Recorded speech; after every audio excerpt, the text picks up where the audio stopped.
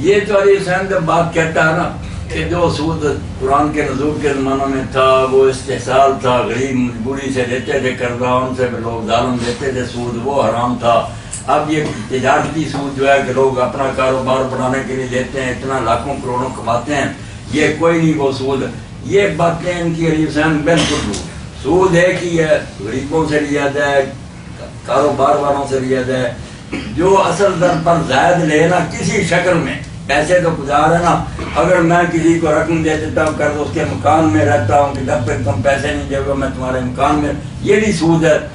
قرض پر کسی قسم کا نفع لینا سود ہے، اور یہ ظلم عظیم ہے کہ کاروبار کرنے والے بیچارے جو ہے نا وہ خطرے میں ہیں، پتہ نہیں نفع ہو یا تباہ ہو جائے، یہ آرام سے بس لیتا رہتا ہے، جون کی طرح خون چوستا رہتا ہے کہ میں نے جتنے لینے دینے تم۔ اگر ایمانداری سے یہ تجارت کر رہے ہو تم، یہ کاروبار ہے تو اکنامک سے اس کی اجازت دیتی ہے کہ ایک فریق جو ہے نا وہ رسک لے اور دوسرا آرام سے کنارے پر بیٹھا پیسہ رکھتا رہے۔ دو چیزیں دین کے مطابق کو بینک کریں تو پہلے سلامی ہوں گی، یا مزاربت کرے یا مشارکت کرے۔ مزاربت کیا ہے کہ پیسے دے دے وہ بینک کو ایک آدمی، اور وہ کہا کہ یار جو نفع ہوگا نا اس حساب سے تقسیم کر دیں گے، اگر نقصان ہوگا تو میرا ہی ہوگا۔ مزاربت میں پھر کام کرنے والے کا نقصان نہیں ہوتا، جس کے پیسے ہوتے ہیں انویسٹر جس کو کہتے ہیں، جو سرمایہ اس کا کم ہو جاتا ہے۔ نفع ہوگا تو تقسیم کر دیں گے، وہ بھی یہ مقرر نہیں کہ اتنے پیسے لینے ہیں، نہیں شرح مقرر کریں گے کہ اگر نفع ہوگا تو 25% یا 100%، 70% اس کو ملے گا، اتنا اس کو ملے گا نسبت، اور اس میں یہ ہوگا کہ نفع ہوگا تو اس نسبت سے تقسیم کر لیں گے۔ اگر خسارہ ہوگا بینک کے ساتھ کریں گے، کسی ملک کے ساتھ، خسارہ اسی کا ہوگا جس کا سرمایہ رب المال۔ یہ ہوتی ہے مزاربت۔ اور جو شراکت ہے کہ بینک بھی کچھ پیسے لگائے یا آدمی بھی لگائے، اس میں نفع نقصان دونوں ہوتا ہے کہ نفع ہوگا تو ہم اس حساب سے تقسیم کریں گے، اگر نقصان ہو جائے گا تو پھر دونوں پارٹیاں اس طرح پر۔ یہ دو چیزیں جب تک یہ نہیں ہوتی اس کا نام اسلامی بینک رکھیں یا خدا رکھیں، سب فراڈ ہے، دھوکہ دینے کا طریقہ ہے، اسی سود پر لیبل لگا دیتے ہیں، دوسرا کچھ نہیں۔ سود یہ سب سود ہے،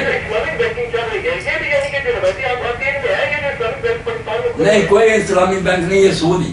یہ مولانا تقی عثمانی سے انہوں نے ہیرا پھیری سے فتوے لیے، مگر ایک شاعر رسالہ کراچی سے نکلتا دیوبندی علماء کا 100 سے زیادہ نے فتوے دیے کہ تم نے ڈالر لے کر دین خراب کر دیا تھا۔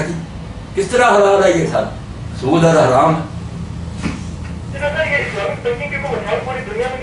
نہیں کسی جگہ نہیں، اور یہ ہو بھی نہیں سکتی ہے۔ یہ حسین میں صاحب کہہ دوں، سود ختم نہیں ہو سکتا جب تک ہم دنیا کی سپر پاور نہ بن جائیں کہ ساری دنیا ہماری مٹھی میں ہو، کہ نہ سود لیں گے نہ کسی علاقے میں کسی کو لینے دیں گے، جیسے حضور پر میں جب اقتدار ہو گیا۔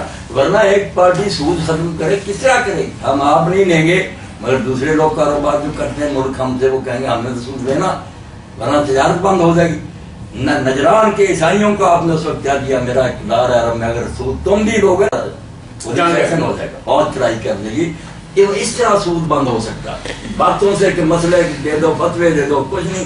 اس عبوری دور میں جو بچے نوکریاں کرتے ہیں بینک میں وہ بھی کرتے رہے، جو کاروبار ہو رہا ہے وہ بھی جس طرح اور برائیاں ہو رہی ہیں، مگر ان کو برائی مانے۔ اور ہمارے جو معیشت دان ہے نا، یہ محنت کر کے انگریزوں کی کافروں کی تقلید چھوڑ کر اتحاد کریں، کوئی راستہ نکالیں کہ مزاربت اور مشارکت کسی طرح آ جائے، اسلام لانے کی کوشش کریں، پھر شاید جب تک یہ کھاتے پیتے رہیں گے سود اللہ معافی دے گا۔ آخر مکی دور میں اور مدینہ شریف میں اتنے سال جا کر حضور کا چچا عباس کھاتا رہا، صحابہ کھاتے رہے۔ بند کس دن ہوا؟ جب حضور نے آخری حد کیا، بہت ہونے سے چند دن پہلے، کیا میں سود ختم کرتا ہوں آج عباس کا۔ یہ مذاق ہوتا ہے، ایک سسٹم چل رہا سیٹ اپ، اس کو فتووں سے بند کیا جا سکے۔ پہلے کوئی بھائی ماحول بناؤ کہ کسی شخص کو سود نہ دینا نہ دینا، ورنہ کسی جگہ بھی چلتا رہے گا نا، لوگ آپ کے بینک چھوڑ کے ادھر دوڑ جائیں گے، ادھر مقرر منافع ملتا، بند نہیں ہو سکتا۔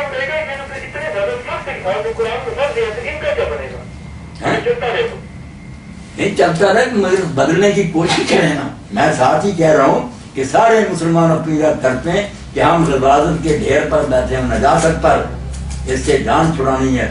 سمجھدار لوگوں نے کوئی طریقہ نکالنا جس سے سود نہیں ختم ہو۔ وہ کوشش جاری رکھنی، یہ نہیں کہ آرام سے کھاتے رہو، مگر اس وقت یہ معاشی مثال بیان کرنے کا کوئی کہہ دے کہ یہ انشورنس حرام ہے، کیا ہے، لوگوں کو مصیبت میں ڈالے گا۔ وہ انشورنس قائم کرو جو اسلامی حکومت میں کہ کوئی دیتا ہے حصہ یا نہیں پریمیم، سارے ملک کے لوگ جو انشورڈ ہو، ہر بندہ اطمینان سے رہے کہ یار میرا خزانہ تباہ ہو گیا، پھر کیا، بیت المال بحال کر دے گی۔ غریب سمجھے میرے پاس کچھ نہیں ہوگا، میرے بچوں اور بچیوں کی حکومت کا خزانہ، جیسے حضور اعلان کرتے تھے کہ میں ولی ہوں، سب کا دن کا ولی نہیں، پہلے وہ انشورنس لاؤ پھر اس انشورنس قبول کرو، ورنہ وہ بھی نہیں کوئی حکومت کی جیسے کفالت، اور غریب اپنی چیز انشور نہ کرائے، کالی ڈاکو لے لیں، کیا بنے گا اس غریب کا؟ ہاں کرا سکتے آپ، بالکل، میں صاف کہتا ہوں کہ انشورنس کراؤ، بہت شکریہ مر جاؤ آپ کے کال کرنے